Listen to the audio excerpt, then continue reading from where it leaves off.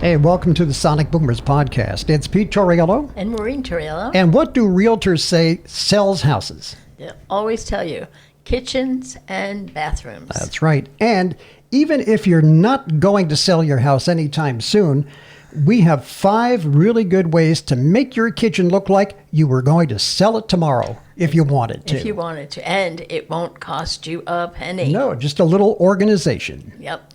And number 1, and these are in no particular order. Right. Okay. Number 1, knife blocks. Now, knife blocks is something that a lot of people have, and it seems like a natural spot to put it on your countertop. I've never owned one, so I really can't speak to the efficacy of them, but they say that they really are not the best thing for your knives, and they can also be a source of bacteria and germs and possibly mold because you're putting damp knives into this block of wood, and maybe you're not using them right away, and it's festering in there, and it's a perfect environment to grow mold. And number 2, small appliances. This is one of my bugaboos because I'm one of these people that I'm on the minimalist side. I'm not an extreme minimalist. Like you see some people, they do these videos and they say, well, I'm a minimalist and there's nothing in the house almost. Yeah. I think Kim Kardashian did a video like that. It was like there was nothing there hardly. Okay. But I'm a little bit more on the side of what they call warm minimalism. Okay.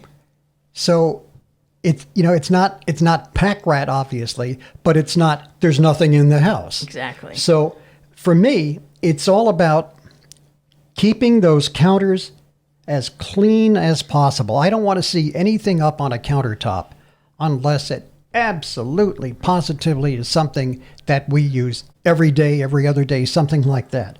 So they say small appliances. If you don't use it every day, probably better to find some out-of-place location to store it. We're talking about blenders, toasters, air fryers, microwave, coffee makers, paper towel holders, all that kind of stuff. Now we have in our kitchen, and we'll put up some pictures, in our kitchen, on our countertop, to me the most egregious thing there is the air fryer. Because it's this big stainless steel box, and I really find it intrusive. And it's only there because I have not found a better place to put it yet. It's the only reason that it's there. And we don't use it a lot. We use it maybe once a week. Probably once a week. Yeah. And the thing is, it also needs to be where it is because that's where the plugs are. I often thought about moving it to the other side of the kitchen, but there's no plug there. There's no plug. So, and you're not going to use something if it's a pain in the ass to get to. So I'm kind of like on the fence on that.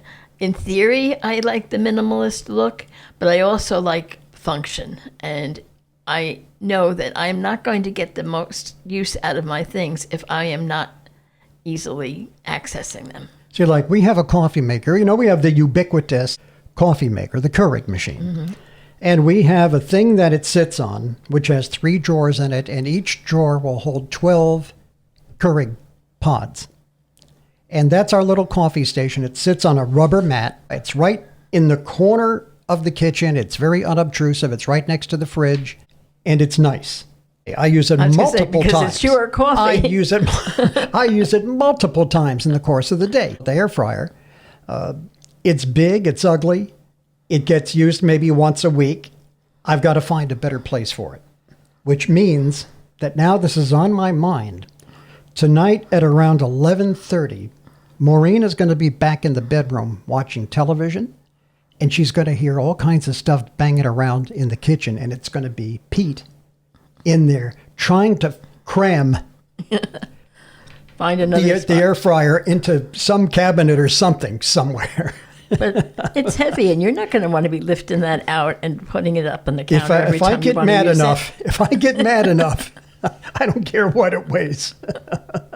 I'll grab somebody off the street and say, come in here and help me put this up. Number 3.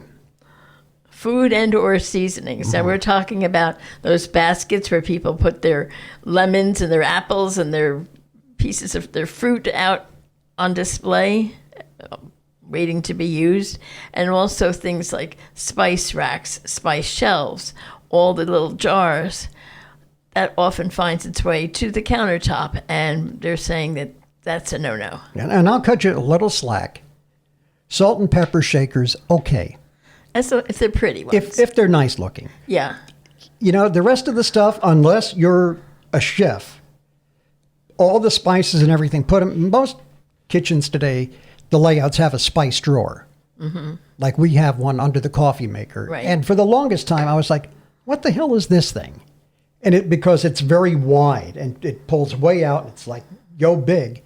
And then I was like, for a while it was the so-called junk drawer, but it was too big to be a junk drawer. So eventually I put the two and two together and said, oh, this is where the spices go. So we've got all our spices, we got our salt and pepper, all that kind of stuff is in there. Mm-hmm.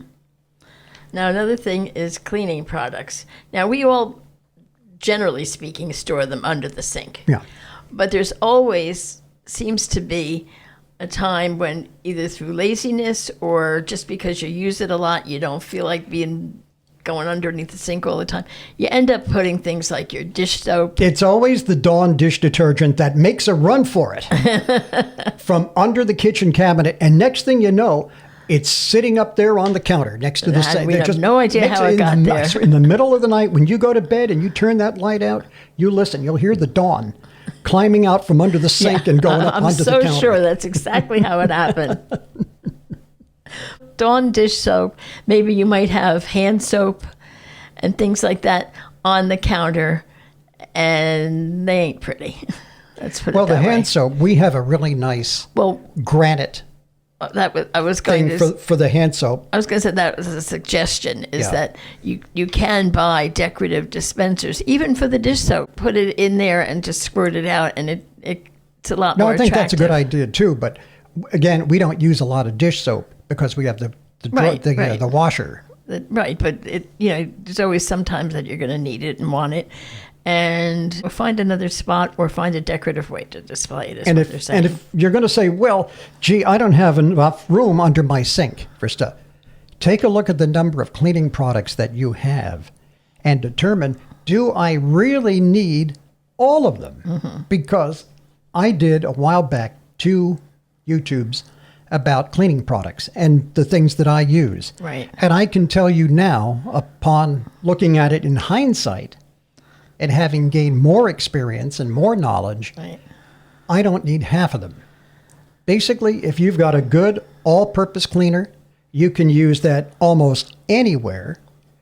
Maybe a cleaner for the sink, like a Comet Cleanser, Barkeeper's Friend, something like that. Maybe something for your floors. That's about it. You can really get it down to maybe 3, I think. Mm-hmm. You can even use the all-purpose cleaner on windows. You don't necessarily need a separate window cleaner. So it's something to think about. Clear out, something to try. Yeah, clear out some of the clutter from underneath the sink, and now you've got more room to put stuff under there. And the last category is just miscellaneous junk. And these are things that, for lack of a better spot, you end up throwing them on your counter. Sometimes it's just like where you put your stuff when you come in the door. You throw your keys down on the counter. You put your wallet there. Maybe you're putting your phone down, phone chargers, all those miscellaneous kind of little things that can really clutter up your countertop. Designate a junk drawer, and I know that term kind of irritates you. That term bothers me. But if you could find a spot where these things can live. Here's my pro tip. If you call it a junk drawer, that is exactly what you will have. It'll become a junk drawer. I call it the utility drawer. Difference is the word utility. The things that are going in there have almost daily or frequent utility. So your charging cords, they can go in there because you're going to use those a lot. The little charging cubes that you plug into the wall that the charging cord goes into, they go in there. Batteries. Hey, listen, we all have remote controls in our house for everything. Put the batteries in there. You can put them in containers with snap-on lids, and put them in that drawer. You got a flashlight? Everybody's got a flashlight for emergencies. Put the flashlight in there. Maybe you've got one of those things for lighting a candle or something, the butane lighter, the little Bic lighter. Stick one of those in there, but keep it confined to utility, stuff that is really useful. When I last cleaned out the former junk drawer, I was amazed at the crap that was in there. And I guarantee you, if you go into your junk drawer after this show and look in there, you're going to say, what the hell is this stuff doing in here? I don't know about that, but okay. I don't feel that the stuff that was in our junk drawer was not utilitarian. There is, in Pete World, there's a place for everything and everything in its place. For example, create a drop zone. Get yourself a little bowl or tray or something. There's a bowl right there as soon as I walk in where I throw my keys, where I throw my wallet, and where I throw maybe my earbuds if I'm going for a walk or something. And I throw them in there. And that's where they stay. And it keeps it all corralled and neat. And it's where I need it. I'm not running around, where's my car keys? Where's my wallet? Where's this? Where's that? So for me, that works. No, that makes totally good sense. I don't have a problem with that. But I think that the whole junk drawer thing about what belongs there and what doesn't is a whole nother discussion. We could probably do a whole show on that. I don't think so. I don't think people want to see us bickering. There's another drawer that I have designated for stuff like bottle openers. We have a nice, cheese slicer in there. The all-important wine bottle opener is in there, and that kind of stuff. The pizza wheel, the kind of stuff that comes out if you're having a party. Hey, Dad, where's the thing to open the beer? Where's the wine bottle opener? Where's that? Yeah. Those are in there. Oh, I'm going to slice up some. Hey, who wants cheese? We'll slice up some cheese, and it's right in there. My point is, if we had a bigger junk drawer, I think all of that could go in there. Oh, no. It certainly could. They're all utilitarian. Why would you have a cheese slicer in there with batteries? Why not? That's where you have batteries and a flashlight and stuff like that. Those go together. Okay. Two of these things go together. Just thinking one of these things doesn't belong. Okay, Big Bird. So there are the big five as per the real estate design community. Right. The 5 things that do not belong on your kitchen counter. Again, we'll recap: knife blocks, small appliances, food, seasoning, cleaning products, and miscellaneous junk. We're going to put up some other shows on the screen now. If you enjoyed this one, chances are you're going to enjoy these too. So don't go away when we say goodbye at the end of this one. Just go and check these out. And until next time, for the Sonic Boomers podcast, I'm Pete. And I'm Maureen. And we'll see you somewhere over there.